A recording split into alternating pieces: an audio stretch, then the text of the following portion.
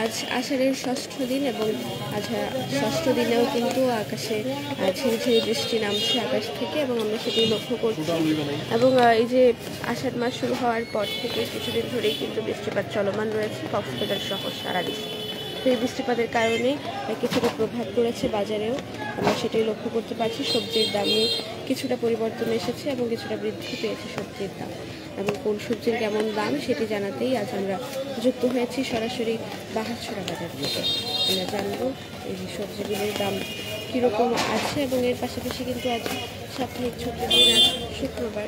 তো এই শুক্রবারেই কিন্তু বাজারে অনেকটা বেশি ছিল, এবং দেশি গাজরের এখন সময় নেই, তারা এখানে বিক্রি করছেন, যার কারণেই কিন্তু এই গাজরের দাম অনেকটাই বেশি ছিল। এবং দেশি গাজরের হতো তাহলে হয়তো বা দাম 40 থেকে 50 টাকা পরিমাণ হতো। আমরা কথা বলবো বিক্রেতার সাথে এবং জানবো তার কাছে সব সবজির দাম কেমন। আবার এখানে দাম 50 টাকা করে। भैया क्या কেজি গাজর 1 কেজি টমেটো।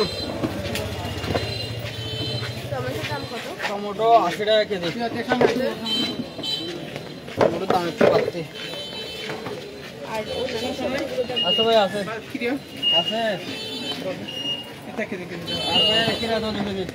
আমরা বিক্রেতার কাছ থেকে জানতে পেরেছি যে টমেটোর দামও কিন্তু কিছুটা বৃদ্ধি রয়েছে, এবং কারণ এটিকেও বৃদ্ধি পাওয়ার কারণ তারা অন্যান্য জায়গা থেকে মজুত করে থাকেন, যার কারণেই কিন্তু এইসব টমেটোর দাম বৃদ্ধি পেয়েছে। এবং এর পাশাপাশি মরিচের দাম কম আছে বলে তিনি জানিয়েছেন আমাদেরকে। কক্সবাজার বাহারছড়া বাজার থেকে সবজির দাম জানাচ্ছিলাম আমি আফজার আলী। টমেটো 80।